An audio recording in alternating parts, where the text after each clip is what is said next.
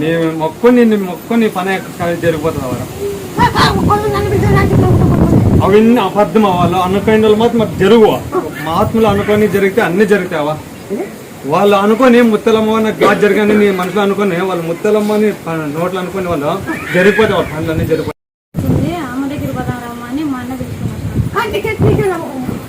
నేను నీ దగ్గరికి వస్తాను. స్టార్టింగ్ వేరే చెప్పంటే వచ్చినప్పటి నుంచి బాగుంది, బాగా జరిగింది. అందుకే నేను మా మామ